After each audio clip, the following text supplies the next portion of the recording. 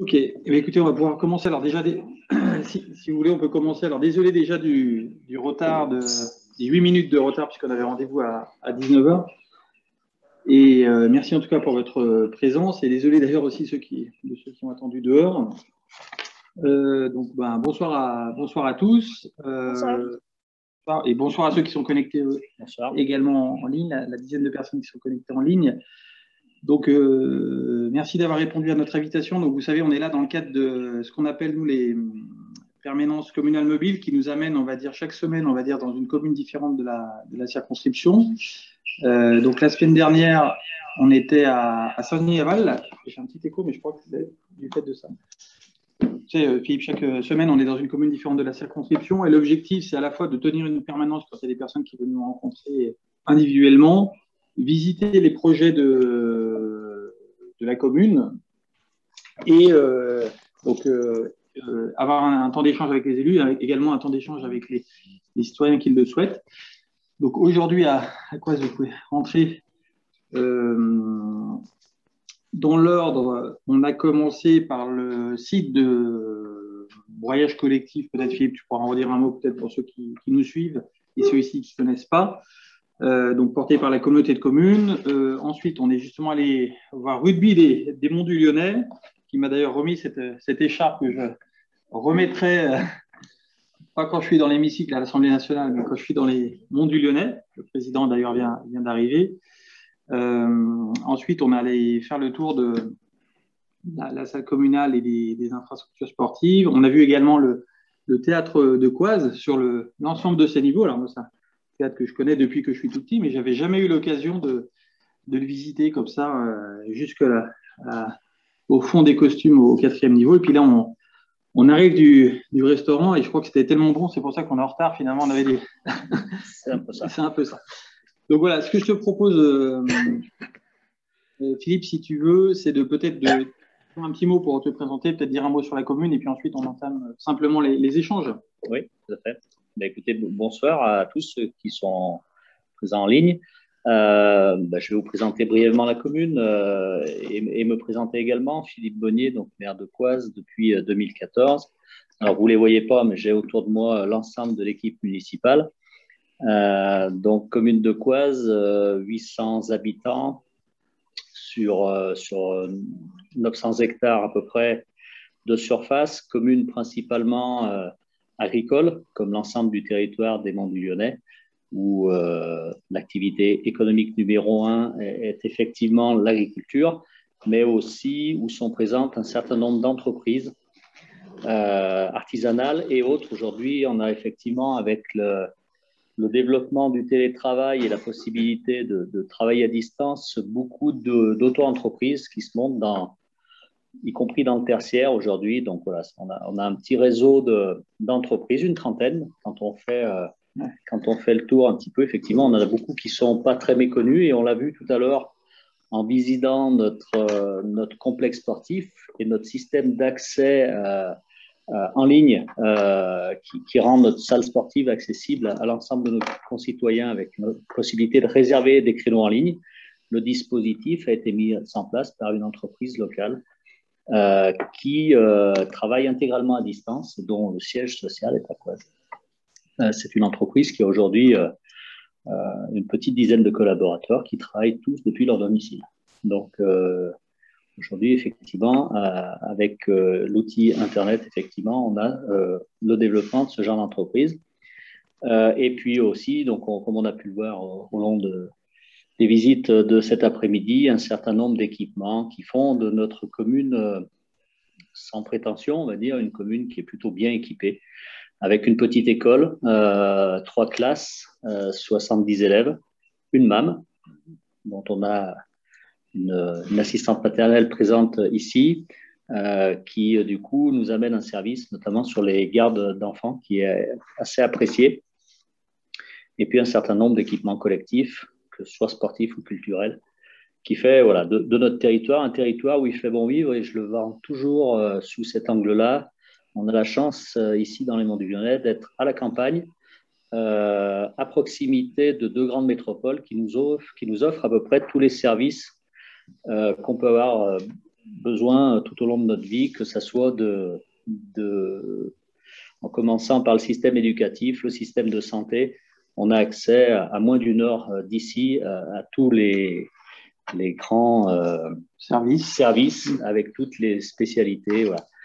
Donc, c'est vraiment ce qui fait de notre territoire un territoire très attractif. Alors, on peut mettre un petit bémol aujourd'hui à ça, c'est que du fait de son attractivité, effectivement, on a notamment des prix de l'immobilier qui ont tendance à flamber, et notamment qui sont amplifiés depuis la période Covid. Et ça, aujourd'hui, ça peut potentiellement nous poser un problème pour l'accession à la propriété, notamment pour nos primo-accédants, nos jeunes du territoire. Voilà, en quelques mots, résumer un petit peu la commune. J'en ai sûrement oublié, mais si vous me lâchez, je peux en parler pendant une heure. Donc, c'est pas le but. Et c'est vrai que l'accès pour chaque habitant à la salle des sports, tu en avais parlé lors de l'inauguration de mémoire, mais moi, je dois t'avouer que j'étais un peu sceptique et puis un peu déformé par le fait, en me disant, dans ma commune, ça serait quand même difficile à envisager. Et là, quoi, ça se passe bien et c'est super si ça reste ainsi. Et puis, tu as le théâtre aussi et le rugby qui sont deux éléments particuliers qu'on retrouve qu'à Coise et dans peu de communes rurales. Donc, vous avez non seulement tous les services, j'allais dire, de base, mais en plus des spécificités comme ça que vous arrivez à développer. Et je crois que quand on n'a pas vu que ça existait en monde rural, on dira, bah non, un théâtre, ça ne peut pas fonctionner dans un rural. Ou un club de rugby, ça ne peut pas fonctionner dans un rural. Et vous montrez à quoi ce que ça fonctionne. Donc, bravo pour cela. Écoutez, si ça vous convient, on peut maintenant, d'autant plus que vous avez un conseil municipal à 20h, je crois. C'est ça. Donc, on a 45 minutes vraiment pour échanger. Donc, ça peut se faire de manière extrêmement libre. Donc, en ligne, si vous souhaitez intervenir, vous pouvez soit écrire un petit message dans le chat ou prendre la parole. Les micros ne sont pas du tout coupés. Ou ici, s'il y a quelqu'un, enfin, ici, on se voit. Donc, est-ce que quelqu'un souhaite commencer par soit ça peut être une remarque, une question de proposition, quelque chose qui a été bien vécu ou mal vécu, une incompréhension, que ce soit sur la situation nationale ou locale, ou même souvent il y a des situations où il y a des doubles réponses. Par exemple, sur la question du prix immobilier, il y a sans doute une réponse nationale, il y a aussi une réponse locale. Donc n'hésitez pas. Mais s'il n'y a pas d'intervention, c'est que tout va bien et ça nous va très bien aussi. On a peu le temps de terminer notre dessert à côté avec Philippe. On va pouvoir y retourner. Alors, dans cet exercice, c'est toujours le premier parce que tout le monde attend l'autre pour prendre la parole. Alors, Entendu-vous, c'est ça? C'est ça. Et puis c'est un sujet d'actualité et on profite effectivement de ta présence aujourd'hui. Alors, c'est un sujet qu'on n'avait pas forcément vu venir. Qui fait référence aujourd'hui à la taxe foncière, parce que je suis sollicité à peu près tous les jours actuellement sur effectivement l'augmentation de la taxe foncière. Je m'explique, effectivement, et c'est une répercussion, peut-être que vous n'aviez pas trop envisagé, de la réforme de la taxe d'habitation. Il se trouve qu'à l'intérieur de nos taxes ménages qu'on appelle, on avait une colonne qui s'appelait syndicat de communes, qui représente chez nous deux syndicats dont on fiscalise les contributions, que sont le CIEMLI, qui s'occupe, et dont tu étais président, Thomas, que tu connais bien, qui s'occupe de l'adduction de l'eau potable sur notre territoire. Et le deuxième, c'est le SIDER, syndicat d'électricité du Rhône, qui lui s'occupe de l'adduction des réseaux électriques à chacun de nos ménages. Voilà. Historiquement, donc, cette part fiscalisée sur nos feuilles d'impôt ménages, elle était répartie pour 50% sur la taxe foncière et 50% sur la taxe d'habitation. Il se trouve que du fait de la suppression de la taxe d'habitation, cette année, l'intégralité de ces contributions ont été répercutées sur la taxe foncière. Ce qui fait effectivement, et vous avez dû tous le voir sur vos feuilles d'impôt, une grosse augmentation de cette part syndicat de communes. Et je peux vous dire que actuellement, j'ai le téléphone qui chauffe un peu parce qu'effectivement, le citoyen de base entre la part communale et la part syndicat de communes, il n'arrive pas bien à voir un petit peu la différence dans tout ça. Et c'est vrai que on arrive à leur expliquer, et s'ils lisent bien jusqu'au fond de leur feuille d'impôt écrit en tout petit, ils ont effectivement le montant indicatif de le montant qu'ils auraient dû payer en taxe d'habitation, et le delta est encore favorable. Sauf que ce qui me gêne un petit peu dans tout ça, c'est la philosophie qui est derrière tout ça, c'est qu'aujourd'hui, ces contributions de syndicats qui sont sur des services indispensables à la vie courante, l'eau et l'électricité, ne sont supportées qu'aujourd'hui plus que par des propriétaires, puisque les locataires, eux, ne payent pas la taxe foncière et payent uniquement la taxe d'habitation. Et ça, je trouve, en termes d'équité devant l'impôt, c'est un petit peu gênant. Et je pense qu'il faudrait retrouver un mécanisme. Aujourd'hui, on a bien conservé la redevance audiovisuelle à tout le monde. Je pense qu'il faudrait réfléchir à ces parts syndicales sur nos feuilles d'imposition. Parce qu'aujourd'hui, je trouve que c'est vraiment un impôt qui devrait être payé par l'ensemble de la population, c'est bien celui-ci, celui de l'adduction des réseaux qui sont nécessaires à tous. Voilà, c'est mon point de vue, je te l'exprime, mais en tous les cas, ça interroge aujourd'hui sur les territoires. Et nous, ça nous met un petit peu dans la barre parce qu'on a à se justifier sur quelque chose qui n'est pas de notre sort, voilà, et qui est juste une conséquence d'une règle qui était appliquée. Ouais.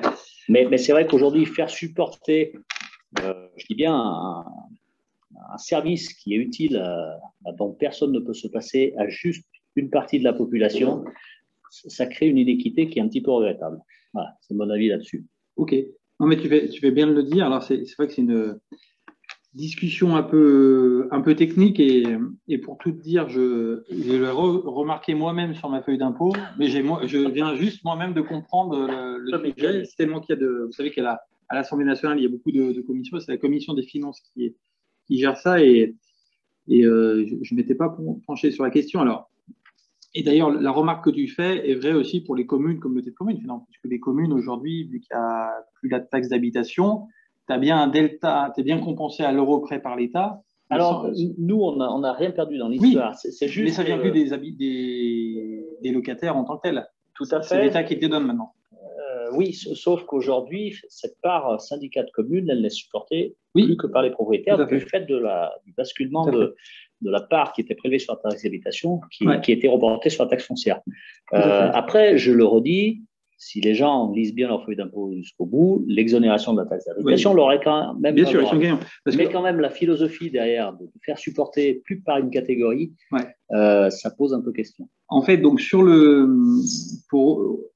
enfin, je pense que c'est un effet de bord négatif d'une réforme plus globale, puisqu'en fait, pourquoi on arrive à ça? Parce qu'en 2017, il y avait l'engagement de dire on supprime la taxe d'habitation. Bon, effectivement, j'étais plus ou moins fanat de cette mesure, mais voilà, quand on va dire un président est élu, il respecte son programme. Il respecte son programme, et d'ailleurs, en tant que parlementaire, même si on n'a pas fait le tri pour dire ça, je suis d'accord. On a été dans les premières années à dire voilà, faut appliquer le programme, c'est aussi une source de crédibilité politique. Et le but, c'était de supprimer la taxe d'habitation pour 80% des ménages. Et même d'ailleurs, finalement, on a même allé plus loin. Pourquoi? Parce que la taxe d'habitation était hyper injuste, en fait. C'est-à-dire qu'en fonction, si tu habitais à la limite d'une commune, tu pouvais avoir des taux différents, des grosses différences, alors que grosso modo, tu avais le même service. Et parce que la base aussi, qui repose, je crois, sur des valeurs locatives de 1970, c'était aussi difficile à évaluer. Donc, en fait, donc finalement, il y avait l'idée de dire on fait évoluer cet impôt et on le supprime pour les Français. Alors, bien entendu, les collectivités ont dit si vous nous supprimez un impôt qui nous permet de nous financer, il faut nous compenser à l'euro près, ce qui a été fait et ce qui suit les bases.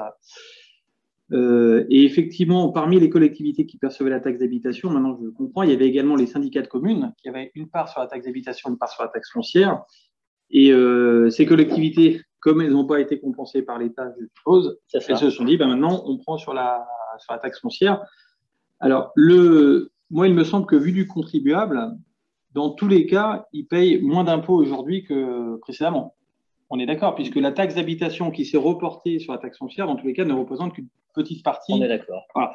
Donc, en fait, moi, je retiens deux choses. Je retiens, un, le contribuable est très gagnant de la situation, mais deux, par contre, toi, le sujet que tu abordes, c'est plus question de principe, de dire je veux que ceux qui contribuent aux collectivités territoriales, ce soient non les propriétaires, mais également les locataires. C'est ceux qui reçoivent le service. Si on veut une compréhension de l'impôt, il faut effectivement que les gens qui payent l'impôt comprennent le service qui est derrière. Aujourd'hui, c'est compliqué d'expliquer à un propriétaire, et c'est ce qu'on fait, ce que je fais en ce moment, d'expliquer à un propriétaire qu'aujourd'hui, son voisin qui est locataire, lui, ne paye pas sa contribution à l'adduction d'eau à l'éclairage public. Et s'il y a bien un impôt qui me semble compréhensible par tout le monde, c'est bien celui-ci, et un impôt qui devrait être équitable, réparti équitablement à l'ensemble de la population, puisque ce service, il est amené à tous. Ouais. Sachant que… Après, c'est juste un avis. Hein. Concernant le CIEMLI et le CIDER, en fait, c'est vrai que ces deux syndicats, donc eau et électricité, ont encore des sources de revenus globales, mais il y a quand vous payez finalement comment finalement on finance le réseau d'eau, il y a effectivement une part par nos impôts, mais une grosse partie, ça reste quand même la facture d'eau qu'on reçoit tous les mois. Et là, pour le coup, c'est même pas une histoire de propriétaire-locataire, c'est celui qui utilise le service qui paie son réseau d'eau. Mais je pense qu'en l'occurrence, vu qu'on voulait supprimer la taxe d'habitation, dans tous les cas, on n'allait pas la maintenir juste pour les syndicats de communes. Donc, il y a l'effet de transition, on va dire. Après, voilà, je prends l'exemple de la contribution à l'audiovisuel, elle a bien été maintenue malgré la suppression. Ouais. On aurait pu effectivement garder cette contribution syndicale, en tout cas en l'appelant différemment, mais à mon avis, mécaniquement, ça aurait pu être possible ou pas, je ne sais pas. Mais en tous les cas, aujourd'hui, c'est un peu mal compris. Oui, c'est mal compris. Ça, c'est de la part de la population qui trouve encore un… Moi, je vous rapporte ce qu'on dit. Non, mais tu fais bien de le dire. On taxe toujours les mêmes. Voilà. Et en plus, c'est marqué… c'est le refrain que j'entends en boucle. En plus, les gens voyaient déjà communauté de communes, les communes. Maintenant, ils voient communes, communauté de communes, syndicat de communes. Ils disaient, c'est quoi on a rajouté la GEMAPI, qui est aussi un nouvel impôt. Ouais. Et le refrain quotidien, c'est on taxe toujours les mêmes, on taxe ceux qui travaillent. Voilà. Après, je ne fais que vous rapporter ce que j'entends. Tout à fait. Non, mais tu fais bien de le dire et déjà, on peut se remettre en question la philosophie globale de la réforme. Chacun pense ce qu'il veut. Et puis, c'est sûr que dans tous les cas, il y a un problème d'explication parce que, encore une fois, moi-même, je n'avais pas compris le mécanisme du truc. Et c'est maintenant que tu me le dis que je… Nous, les élus locaux, on l'a découvert très tard, on l'a compris ce printemps. Ouais. Alors, je n'avais pas forcément anticipé on a fait une communication depuis hier sur notre petite application locale là, pour donner l'information aux gens, parce que c'est vrai que quand vous voyez, parce qu'effectivement en plus ce que les gens ne comprennent pas, c'est que d'une commune à l'autre, vu que le montant de la contribution n'est pas la même sur chaque territoire, quand vous repartez une plus grosse contribution, quand vous faites basculer d'une taxe sur l'autre taxe, une plus grosse contribution, c'est pas en pourcentage, c'est pas le même montant que sur la commune d'à côté qui n'avait pas forcément le même niveau de contribution. Ouais. Le parc de logement à l'intérieur d'une commune est différent des autres. Donc, ça crée un climat d'incompréhension qui n'est pas très favorable, je vous le dis, à l'adhésion de nos citoyens à la chose publique. Ouais. Voilà. Sur la fiscalité… Je dis comme ça, mais attention, parce que… voilà. Ouais. Si je peux souligner un dommage collatéral aussi. Alors, on m'a rapporté, c'est un agriculteur, moi je ne suis pas agriculteur et je ne peux pas comparer sur ma taxe pour voir si c'est vérifiable ou pas, mais on a des agriculteurs qui vont pouvoir nous dire, avec cette augmentation, les propriétaires qui louent des terrains à des agriculteurs vont payer plus de taxes foncières. Le fermage ne va plus venir compenser ce montant-là, ce surplus qu'ils vont avoir à payer en taxes foncières. Et l'agriculteur m'a dit, ce qui va me tomber dessus, c'est que tous mes propriétaires vont vouloir vendre les terrains. Moi, je vais me retrouver obligée quasiment d'acheter les terrains à mes propriétaires qui pour l'instant me louent, parce que pour eux, c'est plus rentable de faire de la location. Ouais. Et voilà. Alors, est-ce que les agriculteurs peuvent… c'est effectivement parce qu'elle s'est reportée non seulement sur le foncier bâti, mais également sur le foncier non bâti. Ouais. Mais par contre, je pense qu'il faut payer… Enfin, la base de la mesure, et c'est pour ça qu'on voit que tout juste dans l'état, et la base de la mesure, c'est quand même de supprimer la taxe d'habitation. Et donc, celui qui paye en moins sa taxe d'habitation et qui a un surplus important sur sa taxe foncière, juste sur la part du syndicat dont le taux est beaucoup plus faible, ça doit être c'est plutôt un gros propriétaire. Tu vois ce que je veux dire, pour payer plus de taxes foncières après que de taxes d'habitation. Adeline, si tu en es… faudrait regarder sur le… C'est un exemple, mais… parce que les taux sont faibles, des syndicats de… Je l'entends, mais aujourd'hui, j'ai des gens m'ont rapporté un chiffre. Aujourd'hui, sur une taxe foncière qui était à peu près à 1100, 1200 euros, aujourd'hui, vous vous retrouvez à 1500. Ça vous fait 300 euros d'augmentation. Et combien de baisse de taxe d'habitation? Le delta, il est favorable aux contribuables. Mais c'est un effet de bord. C'est compliqué à expliquer, effectivement, une augmentation de 20 à 30% d'une taxe. Ils ont fini par l'oublier, le gain de la taxe d'habitation. C'est ce que je reprochais à la réforme, c'est que finalement, on oublie vite quand on ne paye plus. Par contre, quand on paye en plus, ça, effectivement, c'est inverse au côté. Dans la taxe d'habitation, il n'y a pas la distinction propriété bâtie ou propriété non bâtie. C'est quand on est locataire, là. Oui, mais du coup, dans mon cas d'agriculteur, ça permet aux collectivités de distinguer ce qui est bâti et ce qui n'est pas bâti dans la taxe foncière pour avoir une gestion différenciée, justement.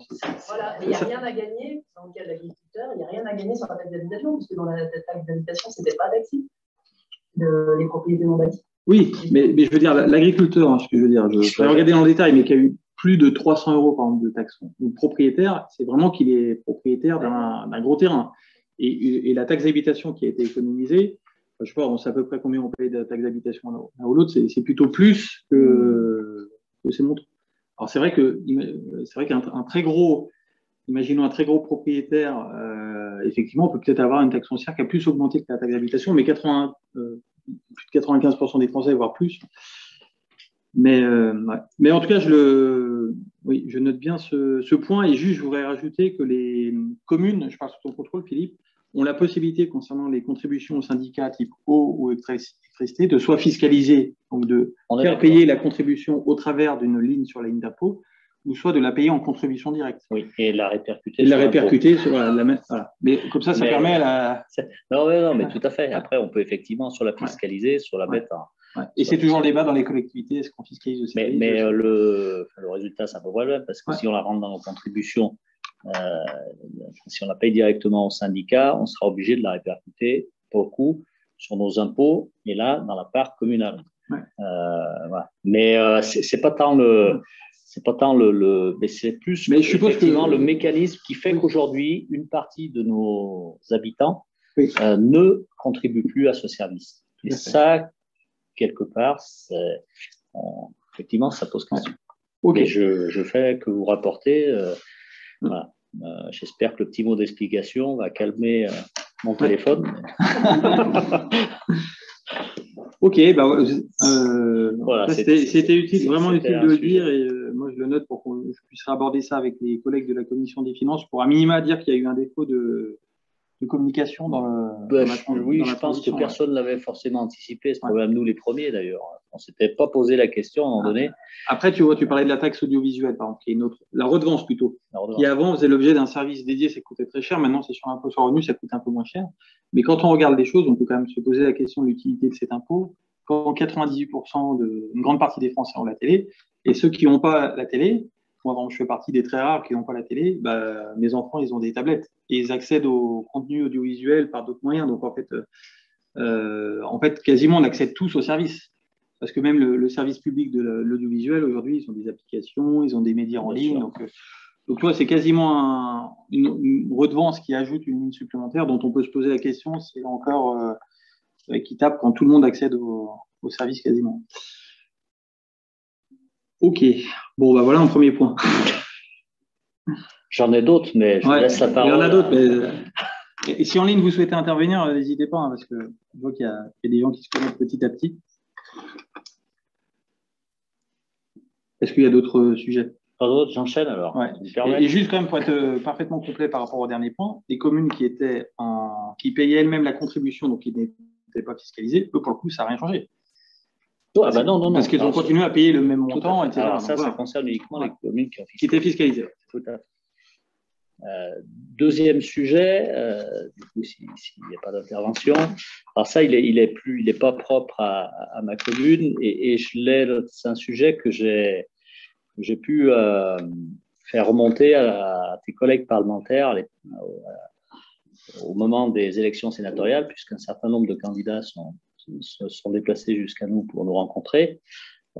C'est un problème qui est lié à l'agriculture et le problème de la transmission des terres agricoles. Aujourd'hui, on voit, ça commence à arriver sur nos territoires, c'est très prégnant sur les coteaux du Lyonnais. On voit des surfaces qui ont été protégées par les PLU, qui ont été même sanctuarisés hein, dans les zones de coteaux par des PENAP, par des systèmes de zones agricoles protégées, et qui pourtant aujourd'hui échappent à ce que j'appellerais l'agriculture alimentaire. Pour faire court, on voit de plus en plus se développer des surfaces agricoles qui reçoivent des animaux des chevaux, de loisirs, de tourisme, qui en tous les cas ne génèrent pas toujours d'activité économique. Et ça, c'est extrêmement préjudiciable. Tu nous as dit lundi, lors de la visite du préfet, que tu avais été nommé à une commission qui réfléchissait sur la résilience alimentaire. Ouais. Et ça, je trouve que c'est un vrai sujet. Alors pourquoi je vous fais remonter ça? C'est qu'historiquement, toutes les surfaces agricoles supportaient une cotisation sociale, c'est-à-dire que toute surface agricole était répertoriée auprès de la MSA et supportait une cotisation sociale. Il y a une loi qui fait que dans le cadre de la transmission, chaque propriétaire peut garder 3 hectares à sa disposition qui, du coup, sont exonérés de cotisation sociale.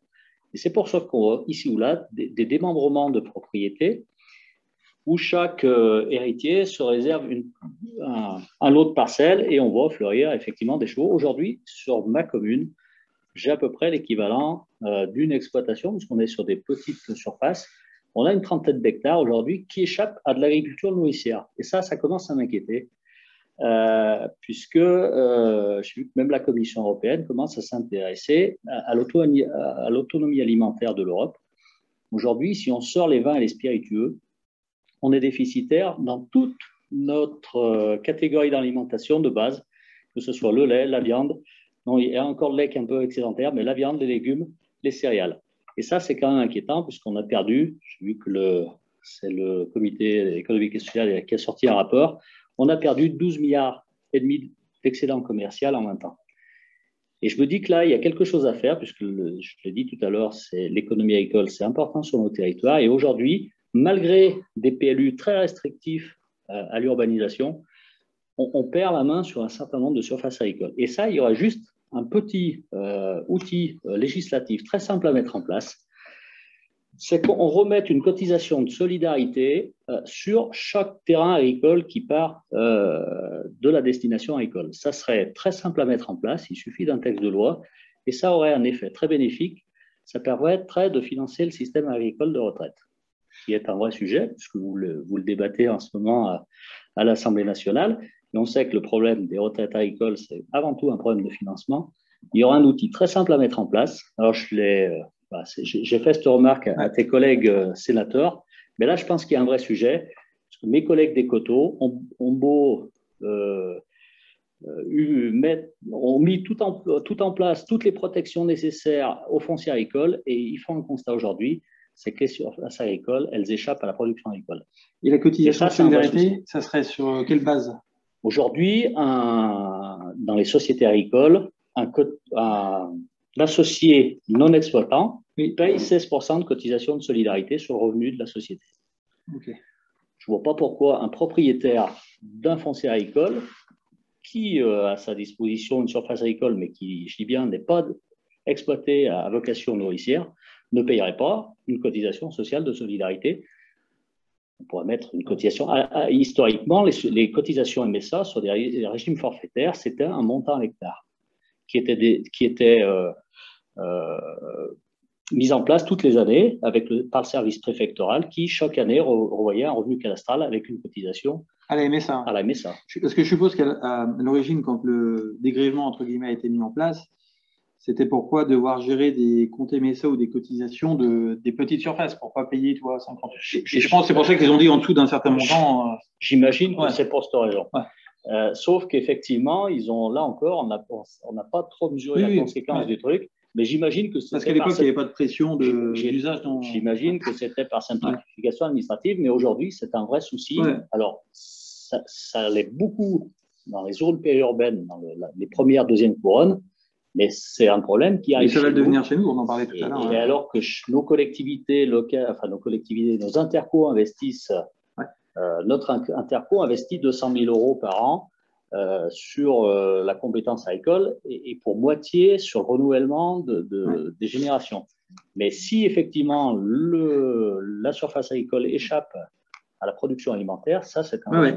Alors, juste pour te répondre, je pense qu'on est tous convaincus ici de la nécessité de maintenir une autonomie alimentaire, ce qui nécessite de l'agriculture et donc du foncier. Effectivement, j'ai démarré une mission, on m'a demandé d'être rapporteur d'une mission sur la résilience nationale, c'est-à-dire la capacité qu'a notre pays à faire face à des chocs importants. Partant du principe, sans vous inquiéter, que la crise sanitaire qu'on vient de vivre, on pourrait connaître dans l'avenir des chocs peut-être d'une nature beaucoup plus importante, puisque notre société est de plus en plus exposée et dépendante de la technologie, que le contexte international n'est pas hyper rassurant, et que dans tous les cas, on est de plus en plus dans une société de flux et plus une société de stock. Chez nous même, d'ailleurs, on a très peu de stock alimentaire, on a du flux en permanence, et donc quand le flux se coupe, on est très vite en fragilité. Et dans le cadre de cette mission résilience, effectivement, il y a un volet résilience alimentaire. Et hier, j'ai eu une dizaine d'auditions à ce sujet-là pour notamment analyser quelles ont été les fragilités révélées par notre système alimentaire à l'occasion des confinements, notamment où on est passé à des moments pas loin de la rupture. Mais voilà, le système quand même a tenu bon grâce notamment à l'agriculture qui a tenu bon par ailleurs. Alors, je trouve que en fait, la question que tu poses, d'une certaine manière, c'est que quand on est propriétaire en fait, d'un terrain agricole, quel est notre degré de liberté pour en faire ce qu'on veut, quoi? Est-ce qu'à un moment donné, on va contraindre les gens d'une manière à une autre ou d'une autre de dire, voilà, tu es propriétaire d'un terrain, mais on t'oblige à en avoir un certain usage, d'une certaine manière. On ne t'oblige pas, on t'incite par manière fiscale à en faire bon usage. Par contre, c'est une philosophie, quoi. Et sachant que je ne sais pas si tout le monde a bien compris ce que c'était les PNAP, mais pour dire juste en 2 mots ce que c'est, je parle sous ton contrôle, Philippe, tu connais le sujet beaucoup mieux que moi, mais il y a des personnes qui ne souhaitaient pas louer leur terrain à un usage agricole, espérant que celui-ci allait devenir constructible. Et la PNAP, elle dit, votre terrain, n'y comptez pas, ça ne sera jamais constructible. Et sur du très long terme. Bon, il y a des gens quand même qui disent, bah, ok, j'attends 20 ans, 30 ans, ça finira par venir, mais quand même, ça a son effet. Par rapport effectivement, quand il y a une tension immobilière, la question du foncier, ça devient un vrai sujet. D'ailleurs, il y a une loi qui est portée par un collègue à ce sujet-là, mais plus pour les formes sociétaires, parce qu'il y a aussi des phénomènes d'accaparement parfois de sociétés étrangères, notamment les Chinois qui viennent acheter du terrain. Par contre, sur la solution que tu proposes, ça sera une petite incitation, mais j'ai bien peur que ce ne soit pas forcément une incitation hyper forte, parce que ceux qui mettent des chevaux, tu vois, ils ont quand même Je comprends bien. Ils ont des moyens relativement importants, et s'ils payent la même base de cotisation que les agriculteurs qui ont... Voilà. C'est un outil. Je ne dis pas qu'il soit super efficace, mais effectivement, c'est un premier pas, en tout cas. Le technicien bâtiment à la Chambre d'agriculture m'avait rapporté un jour qu'une location dans les coteaux, une location d'un hectare de terrain pour une pension de chevaux, c'était à peu près 350 € par mois. Et on va dire l'arrêté préfectoral qui fixe le fermage, on doit être à peu près à 150 € par an. Donc forcément, je suis d'accord que l'incitation fiscale, elle n'est peut-être pas suffisante. Mais c'est en tout cas, ici ou là, elle pourrait être efficace. Ouais. Chez nous, en tous les cas, elle pourrait l'être. Les pensions de chevaux sont quand même moins élevées que... Mais en tous les cas, ça permettrait au moins de financer notre système de retraite, qui en a bien besoin. Oui, ça sera une petite une contribution. Historiquement, ces surfaces supportaient de la cotisation sociale. Ça veut dire qu'elles l'ont perdu. Je ne sais pas si ça se mesure, ça, mais quelque part. Moi, les 30 hectares aujourd'hui qui sont dans ce cas-là, ils ne supportent pas de cotisation sociale. On était, à l'époque du régime forfaitaire, on était à peu près sur des montants entre 150 et 200 € de cotisation à l'hectare. Je te laisse faire la multiplication. Par 30, c'est 3 000 ou 4 500. Sur 30 hectares, si je prends à 200 €, on a 4 500 et 6 000 € qui ne sont plus perçus par le régime social agricole. Quelque part, je multiplie ça par 36 000 communes, je me dis, il y a un manque à gagner qui est quand même flagrant. Je ne sais pas si c'est chiffré ou si quelqu'un s'en est aperçu, mais là, il y a un sujet. Ok, donc en tout cas, je note bien rétablir finalement la cotisation de solidarité, quelle que soit la base de... Donc à l'Assemblée nationale, tu ne dirais pas que ça vient du 23. C'est la loi Bonnier, on va l'appeler pour dire on remet un nouvel impôt. C'est ça. Et on rétablit la taxe d'habitation aussi. C'est une proposition. Non, mais il y a un vrai sujet. Mais en tous les cas, c'est un sujet qui interpelle, puisque avec tous les dispositifs aujourd'hui qu'ont les collectivités pour protéger le foncier agricole, on s'aperçoit que malgré cela, il échappe à la production alimentaire. C'est pas tant qu'il échappe à l'agriculture, à la production alimentaire. Et je le redis, on est une succession de générations j'appellerais ça de ventre plein ou de rayons garnis. Je crois que des fois, on a un peu trop tendance à croire que c'est un acquis. Et méfions-nous. Juste pour tout petit exemple, je suis producteur de viande que je découpe dans un atelier à Brignais. Et ma collègue, son mari est restaurateur là-bas et est d'origine argentine. Au printemps, le gouvernement argentin a bloqué les exportations. Ils étaient à 5% d'inflation par semaine sur les produits alimentaires. Ouais. Je vous laisse imaginer s'il se passait sur l'alimentaire ce qui se passe aujourd'hui sur le bois et l'acier. Je vous laisse imaginer. Là, je peux vous dire qu'on ne serait pas en train de discuter 300 € d'augmentation sur la taxe d'habitation, sur la taxe foncière. Ouais. Non, mais c'est un sujet, je pense qu'il faut quand même, on est une génération, il ne faut pas qu'on considère la sécurité alimentaire comme un acquis. Bien sûr, tout à fait. Non, parfaitement d'accord. Et c'est un des sujets, le foncier, avec d'autres, avec le prix le revenu des agriculteurs aussi, pour inciter à avoir des agriculteurs et l'irrigation et plein d'autres sujets qui sont des sujets importants. Donc voilà, 2 premiers sujets fiscaux. Bonjour. Est-ce que vous m'entendez? Oui, est-ce que vous pouvez vous présenter? Oui, bien sûr. Michael Piéguet, donc je suis originaire de Saint-Martin-en-Haut. J'habite actuellement donc dans la Drôme, à côté de vraiment le fond de la Drôme, à côté de Bolène, Saint-Paul-Trois-Châteaux, Pierrelatte. Je voudrais rebondir sur ce que vous avez dit. Donc je partage concernant la privation de terres agricoles, mais par contre je pense qu'on peut largement élargir le sujet. Parce qu'aujourd'hui, je pense qu'il n'y a pas que des propriétaires de chevaux qui privent en fait des terres agricoles. J'ai un exemple très frappant en fait chez nous où il y a un projet d'échangeur d'autoroute qui devrait se faire a priori entre Saint-Paul-Trois-Châteaux et Pierrelatte. J'ai pas la surface en tête, mais on est peut-être sur une trentaine d'hectares qui vont être pour moi sacrifiés. Alors pourquoi pour moi sacrifiés? Tout simplement parce qu'on a 2 échangeurs en fait à Montélimar Sud et à Bolène qui sont à une quinzaine de kilomètres quoi. Quand on sait que ça va coûter 21 millions d'euros aux contribuables et ou à Vinci en réalité aussi, je me demande si voilà, il y a peut-être à gratter aussi ailleurs quoi. Voilà.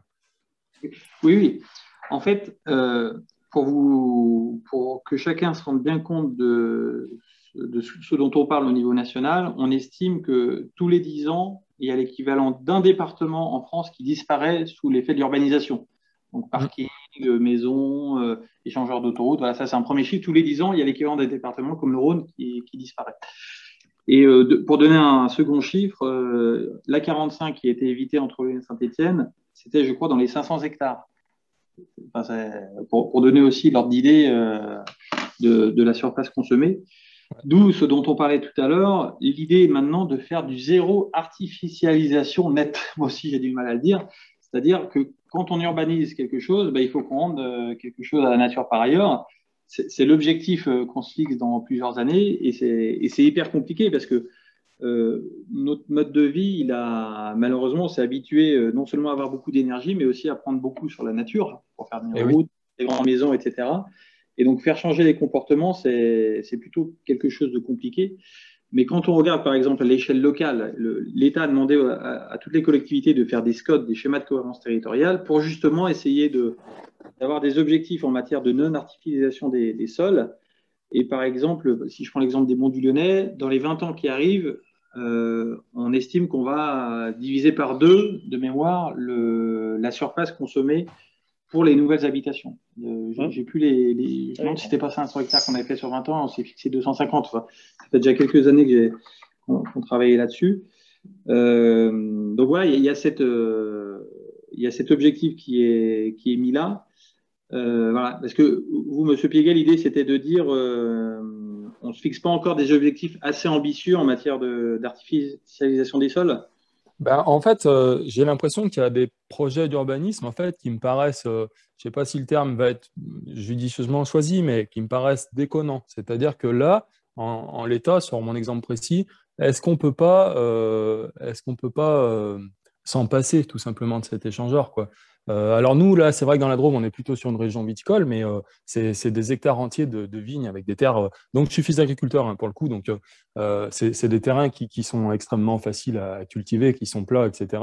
Et quand on voit toutes ces terres qui sont massacrées, entre guillemets, alors je dis pas que ça n'apporte pas un confort en parallèle, disons, mais peut-être qu'il faut arriver à le peser. Et quand on sait qu'à côté, on a quand même deux échangeurs qui sont à une quinzaine de kilomètres, la question se pose, au vu de la surface agricole qu'on va priver et au vu de l'investissement, de savoir si c'est réellement pertinent, quoi. Voilà, c'est juste ça, c'est une question peut-être d'équilibre à trouver, je ne sais pas. Bien Et sûr, bien sûr. pareil pour d'autres surfaces industrielles qui sont construites, on va dire, sur des terres agricoles. On a un dépôt Amazon colossal qui a été construit aussi sur la Palue, qui a privé énormément de surfaces agricoles. Et parfois, en termes de conception des zones artisanales, on va dire, moi, je m'étonne un petit peu qu'en 2021, en fait, on ne puisse pas revoir peut-être la façon dont on construit les bâtiments, c'est-à-dire qu'on fait que du plein pied. Alors, j'entends pour un atelier, pour quelque chose comme ça, maintenant pour des bureaux, euh, quand on voit encore des bâtiments comme ça en plein pied, qui vont priver beaucoup de surface agricole, je trouve ça dommage parce qu'on pourrait peut-être les empiler un peu, les étages, quoi, entre guillemets. Hmm.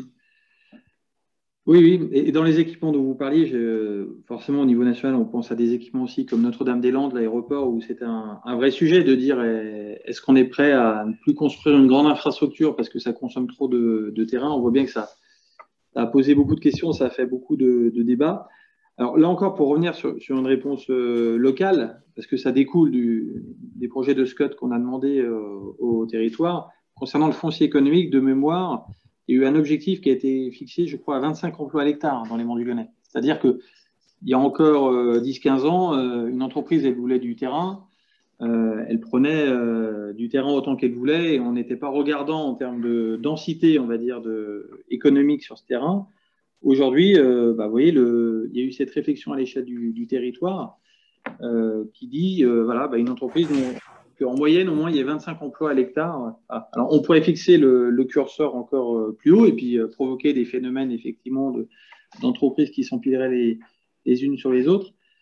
Après, c'est toujours une question d'acceptabilité et en matière économique également de compétitivité, parce que forcément, ça coûte peut-être un peu plus cher de faire autrement.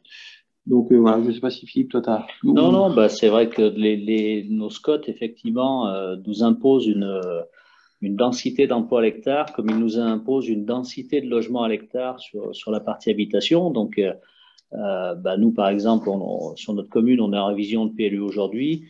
On va passer de 10 hectares qui étaient destinés à la construction, on va passer à 2,7. Donc, on va rendre je dis pas de bêtises, 7 hectares 3 à la zone agricole et naturelle. Et là, il y a exactement la même réflexion sur les parties zones économiques. Où effectivement, on essaye de densifier l'emploi hectare. Après, effectivement, quand vous parlez des bâtiments Amazon, c'est aussi nos modes de consommation qu'il faut peut-être qu'on revoie. Parce qu'effectivement, le bâtiment Amazon, il consomme de la surface et puis derrière, il génère des déchets, des emballages qui coûtent très cher aux collectivités pour être recyclés et qui coûtent très cher en termes environnementaux. Donc, c'est peut-être aussi nos modes de consommation qu'il faut qu'on remette en cause. Ouais. Et du tout à fait, ouais, c'est sûr. Ouais. Donc, il y a des… Tout à fait, ouais. En tout cas, voilà, sur ce sujet-là, il y a déjà des premiers outils qui sont mis en place. Et maintenant, la question, c'est jusqu'où on pousse le curseur. Mais moi, je peux vous dire que quand, par exemple, j'étais vice-président en charge du développement économique des Monts du Lyonnais, j'étais le premier à m'insurger contre ce truc-là parce que je disais, pour accueillir des entreprises, il me faut de la surface parce que je veux accueillir tout type d'entreprise. Et en plus, quand une entreprise veut s'installer, je souhaite qu'elle progresse sur le territoire et donc je ne peux pas lui vendre uniquement pile poil ce dont elle a besoin parce que je veux qu'elle puisse progresser sur le territoire. Bon, voilà, chacun, en tout cas, on doit tous faire des efforts pour aller dans ce sens-là. Et comme souvent, c'est le niveau d'effort qu'on demande pour que ce soit soutenable et accepté par tous, quoi. Voilà, en tout cas, c'est bien de nous suivre depuis la Drôme. Ben, avec plaisir. Ça vous permet d'être à Saint-Martinois, mais de continuer à vous intéresser aux affaires locales grâce à la visio. Oui, tout à fait. Non, puis c'est vrai que c'est quand même ma terre d'accueil, donc je remonte régulièrement dans les monts du Lyonnais, donc je me tiens informé, tout à fait. Ouais, très bien. Il nous reste moins d'une dizaine de minutes. J'ai encore une question. Ah oui, alors est-ce que quelqu'un. Je me permets de dire que la salle est prioritaire s'il y a une question, mais sinon. Non, mais je laisse. Ah bah, ça y est, Philippe. Vous avez parlé de beaucoup de sujets. Aujourd'hui, M. Macron nous annonce que les chiffres de l'épidémie sont en baisse. On va pouvoir peut-être alléger un peu la pression. Je voulais savoir l'entrée de l'obligation vaccinale pour les soignants étant mise en place depuis hier. Est-ce qu'on ne pourrait pas laisser les 3000 seuls soignants qu'on a congédiés, d'après les chiffres du gouvernement, un peu tranquilles et peut-être se passer de l'obligation vaccinale pour 6 mois, vu qu'il faut quand même des rendus service? Alors, effectivement, le but des mesures sanitaires qui sont prises, c'est toujours de trouver un équilibre et d'être au strict nécessaire par rapport à ce qu'on peut faire.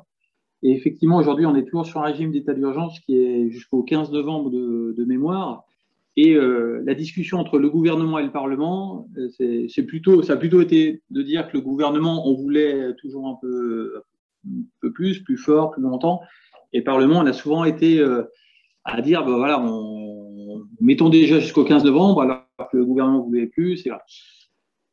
Et donc maintenant, on est effectivement dans la phase où depuis la rentrée, ça va mieux quand on regarde les taux d'incidence, l'occupation dans les urgences. Et ça, je crois qu'on le doit à de nombreux facteurs, notamment le fait que tout le monde ait fait des efforts et aussi grâce à la vaccination. Et quand on regarde la courbe de vaccination, elle a quand même fait un bond énorme à partir du 15 juillet, à partir du discours du président qui a un peu serré les boulons d'une certaine manière en disant, voilà, maintenant on a des vaccins pour tout le monde.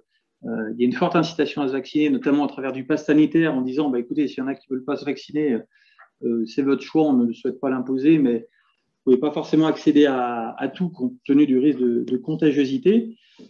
Maintenant qu'effectivement la situation, on va dire, est dans une tendance positive, je pense qu'il faut à la fois rester très prudent, parce que notamment on n'a pas encore totalement mesuré les effets de la rentrée scolaire.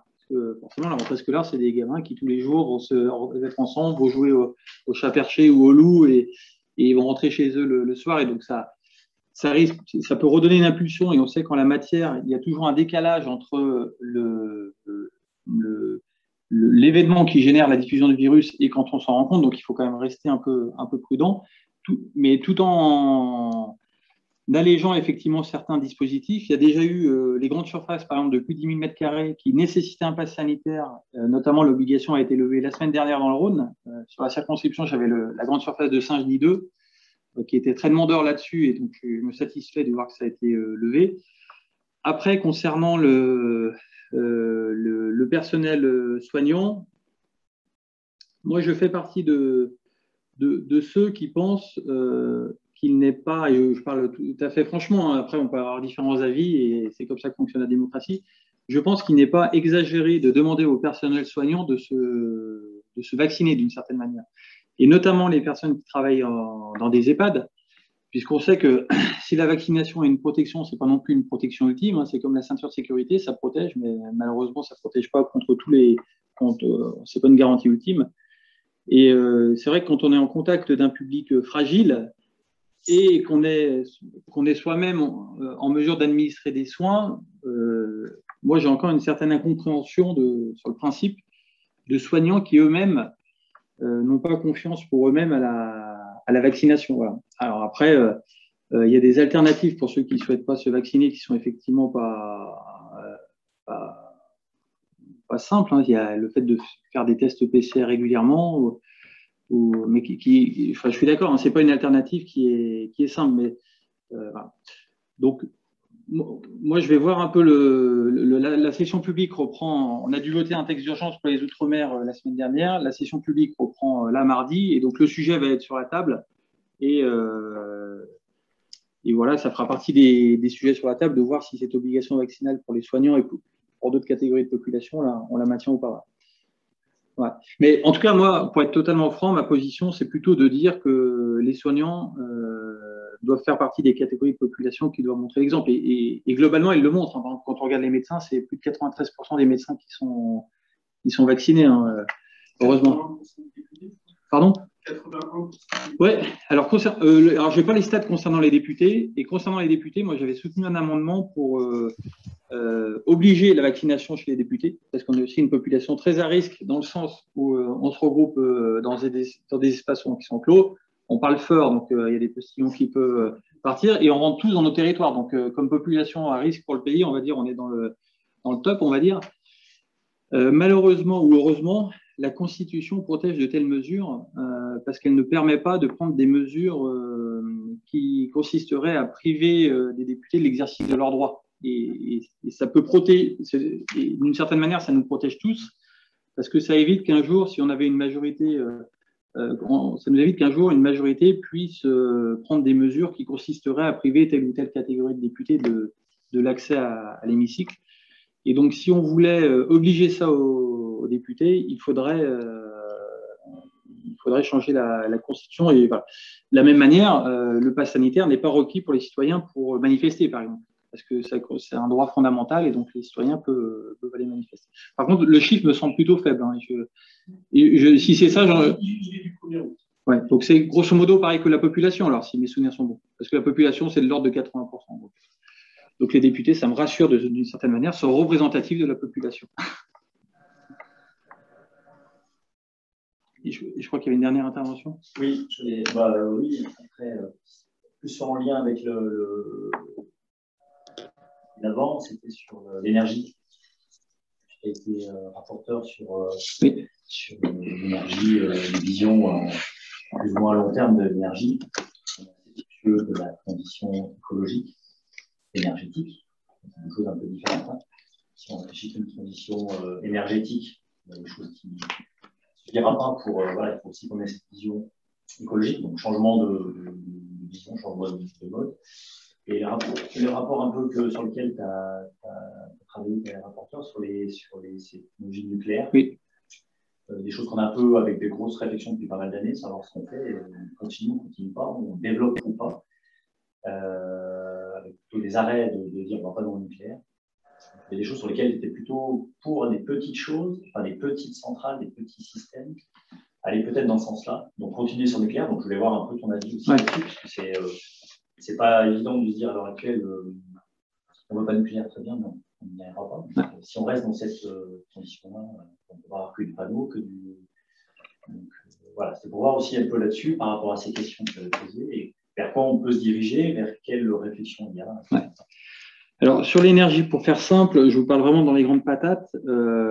Déjà, l'électricité, c'est environ un tiers de l'énergie que l'on consomme en France, notamment parce que par ailleurs, il y a des énergies type fossiles, pétrole, gaz, qui sont aussi des énergies. Donc, l'électricité, il faut retenir que c'est grosso modo un tiers. Et dans ce tiers, en France, on a une spécificité, c'est que 75% est d'origine nucléaire. On a un peu d'hydroélectrique, on a un peu encore de fossiles qu'on est en train de fermer, et puis les énergies renouvelables qui sont en train de se développer, le photovoltaïque, etc. Moi, je fais partie de ceux qui pensent que le nucléaire est vraiment un atout pour la transition écologique et énergétique, puisqu'on le sait peu, mais c'est la manière de produire de l'électricité qui est la moins productrice de carbone, mais moins que les panneaux solaires, moins que l'éolien. Alors, vous allez me dire, mais comment se fait-il qu'une centrale nucléaire produise moins de carbone qu'un panneau solaire, alors qu'un panneau solaire, c'est passif? Il s'agit tout simplement de réfléchir au panneau solaire sur la totalité de son cycle de vie. Quand il est fabriqué en Chine, le panneau solaire, il est fabriqué dans des conditions qui génèrent beaucoup de carbone, parce que ça demande beaucoup d'énergie pour le fabriquer. Et puis ensuite, le panneau solaire, comme le nucléaire, ça demande des déchets à traiter à horizon 20-30 ans. Donc ça reste une technologie qui est très vertueuse, le panneau solaire, mais qui quand même consomme un peu plus de carbone que le nucléaire. Voilà. Ça m'a étonné aussi quand j'ai regardé ça, mais c'est la réalité. Mais nucléaire et panneau solaire consomment par contre beaucoup moins de carbone que le fioul et encore beaucoup moins que les centrales à charbon. Donc moi, pour notre mix énergétique, je pense que le nucléaire est un atout. On a deux gros inconvénients par contre du nucléaire. C'est le niveau de sûreté. Donc il faut qu'on reste toujours extrêmement attentif au niveau de sûreté pour rendre infinitésimal le risque d'accident nucléaire. Mais malheureusement, le risque zéro n'existe pas. Mais il y a un niveau de sûreté en France qui quand même permet d'avoir des garanties extrêmement élevées. Et le deuxième sujet, c'est comme pour le photovoltaïque, c'est les déchets nucléaires. Et donc, on a des solutions qui sont mises en place pour gérer ces déchets, notamment au travers du site de l'AG qui les requalifie, qui permet de faire plusieurs passages des barres de combustible et ensuite de l'enfouissement profond en couche géologique dans le nord-est de la France, comme ça se fait dans d'autres pays. Donc voilà, le mix, moi en fait, pour répondre à la question de manière très simplement, pour la transition énergétique, l'électricité doit prendre davantage de place dans les énergies en France, puisque c'est la manière de décarboner des usages, notamment pour la mobilité ou pour le chauffage. Et je pense que pour produire cette électricité, il faut qu'on arrive à trouver le bon mix entre le nucléaire, les énergies renouvelables. Aujourd'hui, on a fixé un horizon raisonnable de 50-50, alors qu'on est aujourd'hui à 75% de nucléaire dans ce qu'on appelle la programmation pluriannuelle de l'énergie. Et toutes ces réflexions se pensent au niveau mondial. Et pour vous donner un chiffre qui fait un peu froid dans le dos, chaque semaine dans le monde, il y a une centrale à charbon qui s'ouvre. Pour donner un ordre d'idée, la France, c'est 1% de la population dans le monde. Et donc, on reste quand même globalement dans un monde qui produit davantage de carbone. Et tous les efforts qu'on peut en France, et sans doute on ne va pas encore assez vite, mais il faut bien toujours regarder le scope mondial puisqu'on se partage tous la même planète. Pour ça, sur la transition, c'est dire à l'heure actuelle, on va peut-être consommer plus d'électricité en été. C'est aussi à un moment donné une réflexion aussi de transition écologique, c'est de se dire on va beaucoup plus climer, encore plus, mettre des clims, des choses comme ça. Et une réflexion aussi du bâtiment, parce que les bâtiments sont faits de médiocre qualité. Ah, voilà, c'est pour ça qu'à un moment donné, avoir qu'une transition énergétique suffit. C'est vrai que cette consommation électrique en été, elle est catastrophique. Elle est catastrophique parce que le changement peut se faire, mais parce qu'aussi on a une médiocre qualité au niveau des bâtiments qu'on peut faire. Je suis tout à fait d'accord. En France, ailleurs d'ailleurs. Malheureusement, on exporte des choses d'autres pays sur lesquels on dit mince. C'est dommage, on avait une qualité de construction qui ont permis de supporter des climats différents. On exporte un peu nos principes. On n'est pas dans des conditions pour être. Je suis d'accord, la seule énergie propre, c'est celle que l'on ne consomme pas. Même le nucléaire, le photovoltaïque, qui sont très vertueux, ça pollue quand même d'une certaine manière. Le sujet énergétique dans la transition écologique, c'est un sujet. On a le sujet également de la biodiversité, qui est extrêmement préoccupant, du maintien des espèces de manière générale. Et on a le sujet également de la raréfaction des ressources rares. Parce que pour faire des batteries, pour faire tout ça, on a tous besoin de ressources rares, de lithium ou autre. Et il n'y en aura pas forcément pour tout le monde d'une certaine manière. Et donc, il y a aussi ce sujet qu'on devra gérer dans l'avenir, mais c'est un peu la discussion qu'on avait à table. Je pense qu'on doit quand même ne pas installer on doit à la fois avoir très conscience de nos responsabilités, mais pas installer un climat trop anxiogène auprès de nos enfants.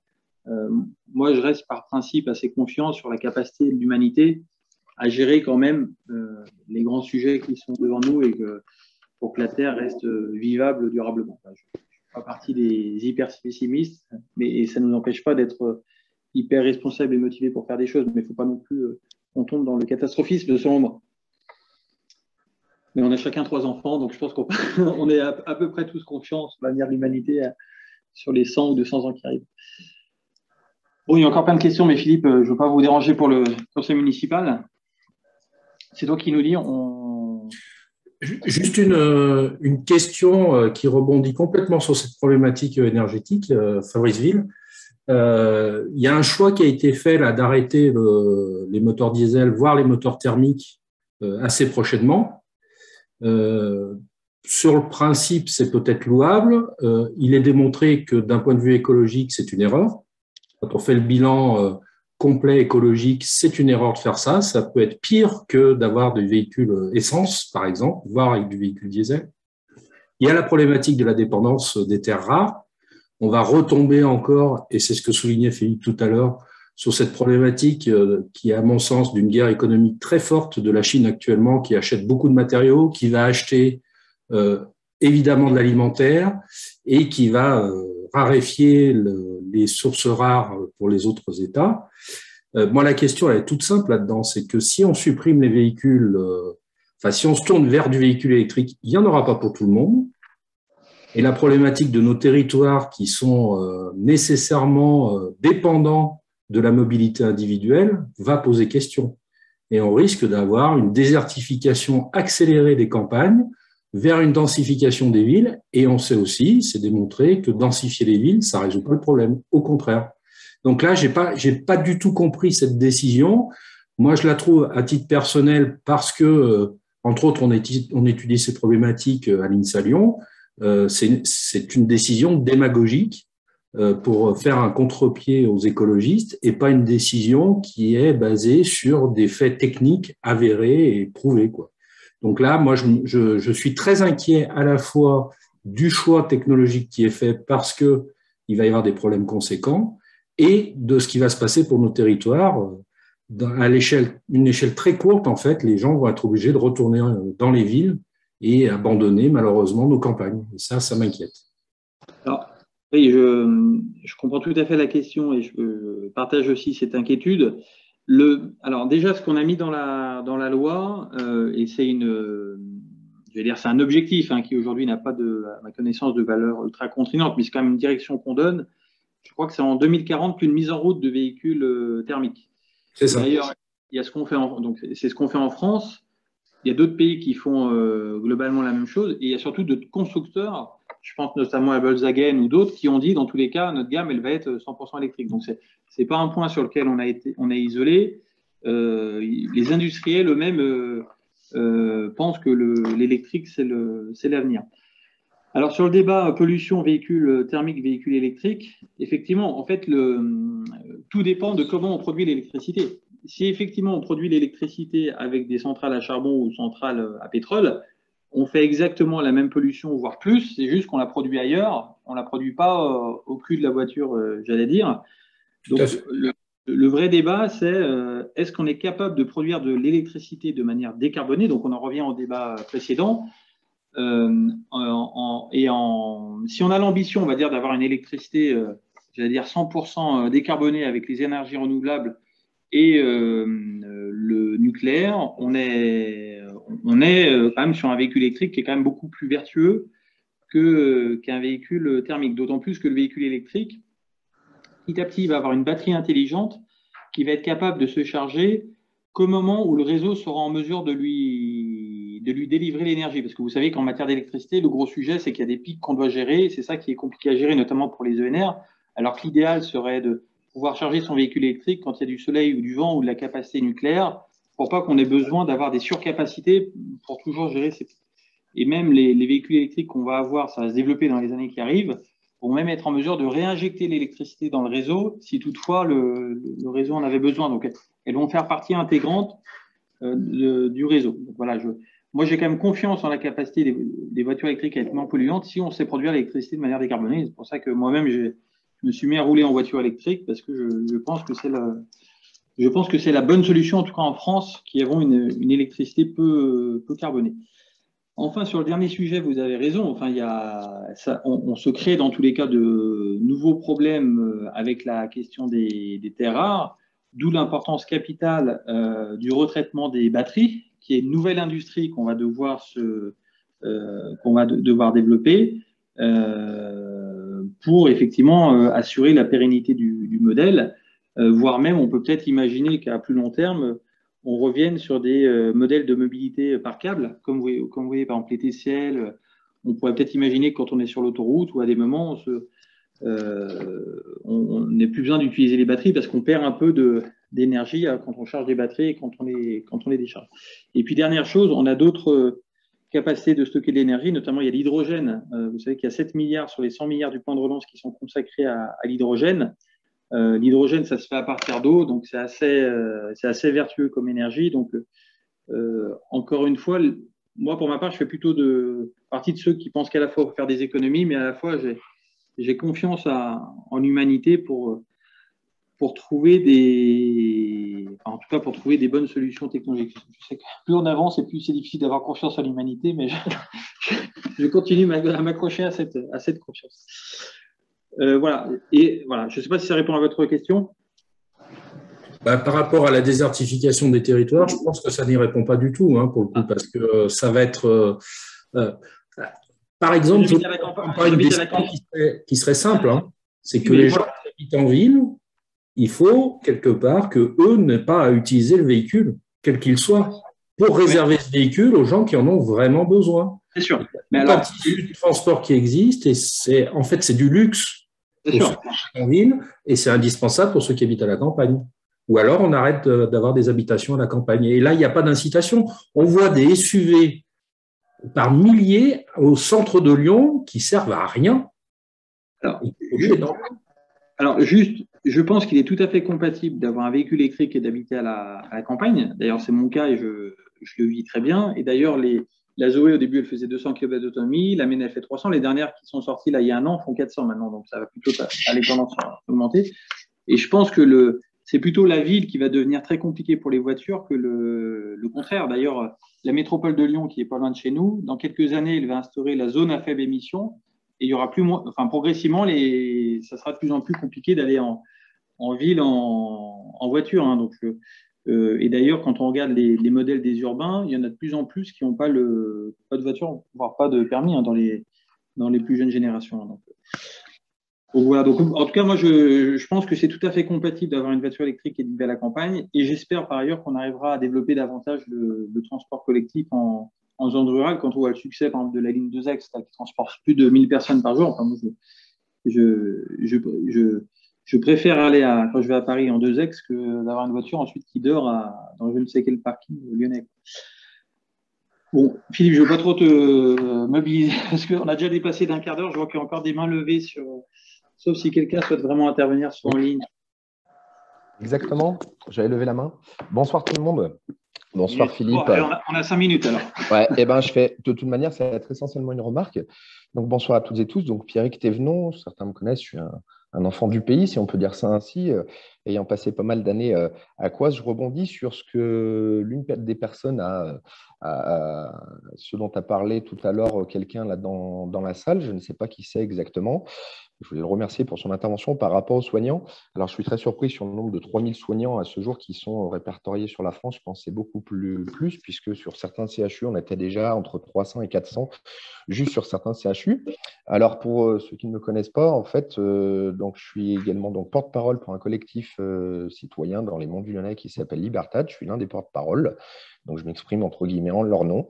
Et également, ça tombe bien parce qu'il a évoqué le sujet. Je fais partie de ces fameux soignants que, comme vous voyez, apparemment, je suis malade, je suis dangereux. 17 ans de sapeur-pompier volontaire dans les Monts du Lyonnais, 13 ans exercé à Saint-Symphorien-sur-Coise, 4 à Saint-Martin-en-Haut et plus de 10 ans en tant que sapeur-pompier professionnel à Lyon. Donc, comme beaucoup, j'ai reçu aujourd'hui mon courrier en lettre recommandée avec accusé de réception, me stipulant comme quoi je serais suspendu de mes fonctions. Comme vous constatez, je suis devenu en 17 ans, là d'un seul coup, du jour au lendemain, quelqu'un de dangereux pour les personnes. Donc, je prends acte de cette lettre. Cette lettre et puis je vais me débrouiller donc économiquement puisque, étant donné que je suis suspendu de mon salaire, donc il va falloir que je me débrouille autrement pour vivre, pour manger, etc. Donc là, il n'y a pas de souci, j'arrivais à me débrouiller, puisqu'apparemment, ça ne semble pas éventuellement inquiéter d'autres personnes outre mesure. Donc, c'était juste des remarques, on ne va pas lancer de débat, puisque je connais à peu près les positions de chacune et chacun.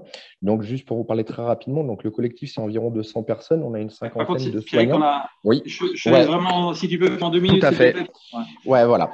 Avec environ une cinquantaine de soignants. Donc, je voulais revenir sur un point. En fait, l'objectif, c'est de protéger. Je vous rappelle quand même que les personnes vaccinées, avec des études américaines, notamment du CDC, Center of Disease, pour certaines propagent autant le virus que des personnes non vaccinées, en d'autres termes. Donc, on a en fait établi comme quoi il était presque légal aujourd'hui de propager le virus à des personnes.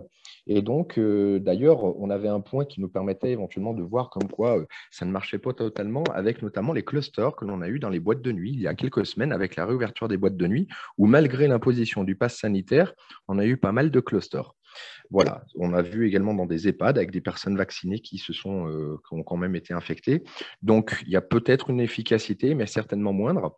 Bref, toujours est-il que l'on ne permet pas justement, voilà, quelqu'un de vacciné est réputé comme potentiellement sain, non propagateur, ce qui est totalement du dogme. En fait, si vous regardez les études scientifiques, puisque en fait certains ne cessent que de regarder en fait les articles des médias. Bon, on a bien compris dans le collectif, on regarde énormément les études. Et en fait, les études, donc la science le dit clairement, on a des personnes vaccinées qui contaminent autant que des personnes non vaccinées. Donc, en fait, il y a des gens qui ont légalement le droit de contaminer et d'autres non.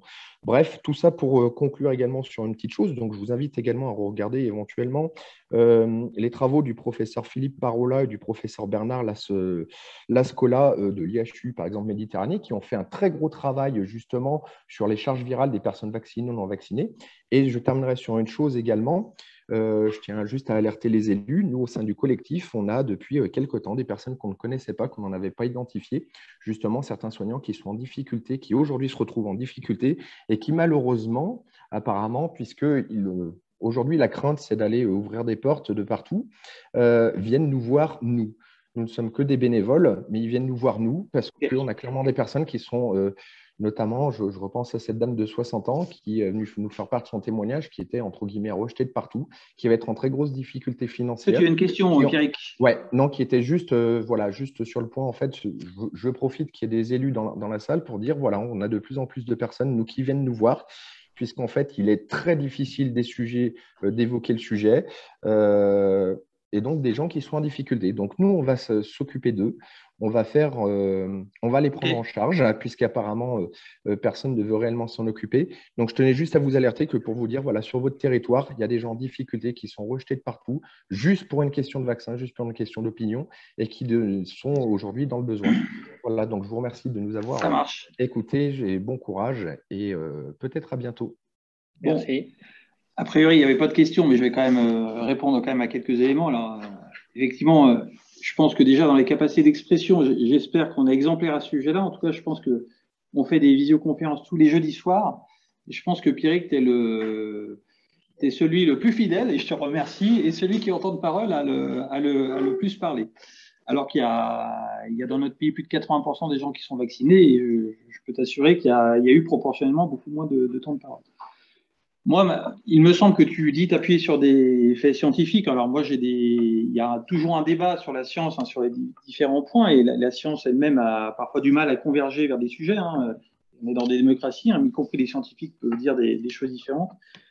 Mais moi, je suis persuadé, sur la base de données scientifiques aussi, et sur la base de consensus, on va dire, de la communauté scientifique, que le vaccin sauve des vies. Je sais aussi que ce n'est pas une protection totale.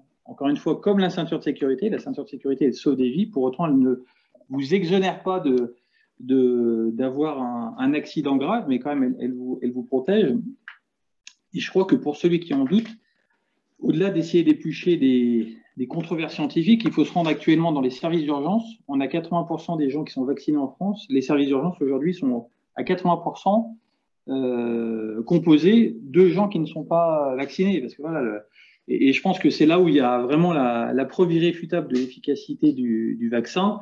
Voilà, donc là-dessus, en tout cas, on est en démocratie, chacun peut se faire un avis. Et voilà, je pense que c'est une grande chance pour l'humanité d'avoir ce vaccin.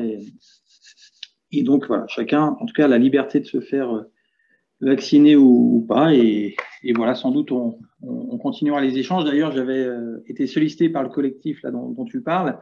J'ai proposé un échange sans que ce soit public, et à ce jour, je crois que nous n'avons pas eu de retour. Donc, n'hésitez pas à revenir vers moi. Je serai toujours enchanté de pouvoir le faire, et sans doute on aura plus de temps de le faire en dehors des séances publiques comme je vous l'avais proposé.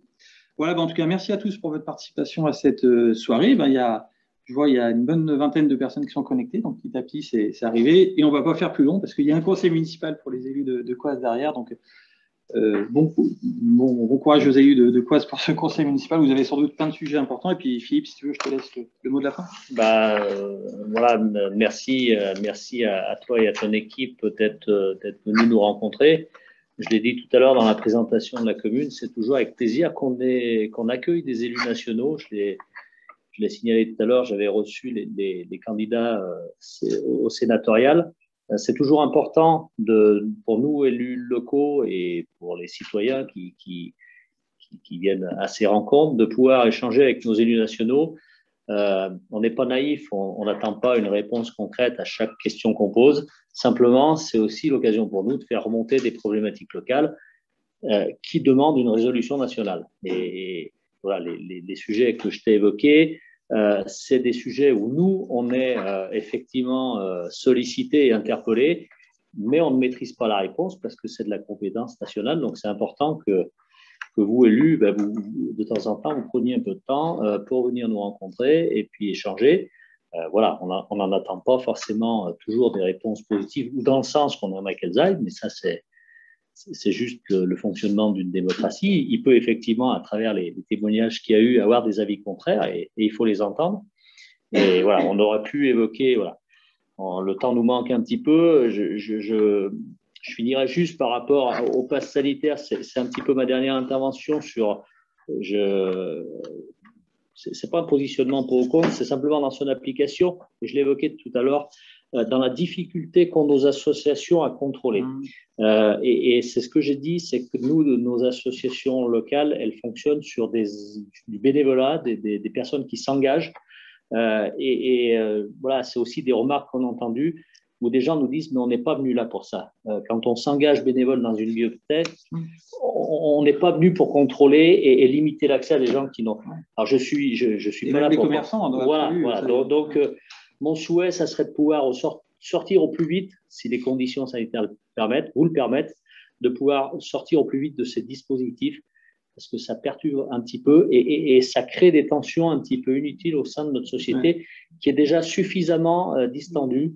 Donc, si on pouvait, mais ça, c'est vous qui êtes à la gestion de ça et vous avez la responsabilité sanitaire d'un pays, mais dès que les conditions le permettront, sortez au plus vite de ce système-là, parce que ça crée des tensions inutiles dans une société qui est déjà suffisamment divisée par ailleurs. Et comme je disais, on est à l'aune d'une élection importante, puisqu'on est à moins d'un an maintenant d'une élection présidentielle. Et je ne voudrais pas que ces fractures de la société nous emmènent vers des horizons dont personne ne veut. Voilà. Et on le ressent, nous, au niveau local, c'est une vraie difficulté aujourd'hui cette espèce de séparatisme sur tous les sujets. Aujourd'hui, on a des gens qui sont fondamentalement contre, fondamentalement pour. Et on a du mal aujourd'hui à faire un consensus dans notre société sur tous les sujets qui nous sont exposés. Donc voilà, si la situation sanitaire le permet, si vous pouvez sortir au plus vite de ce dispositif, je pense que tout le monde s'en réjouira. Et merci beaucoup, Philippe, pour ces paroles de sagesse et bon conseil municipal. Merci.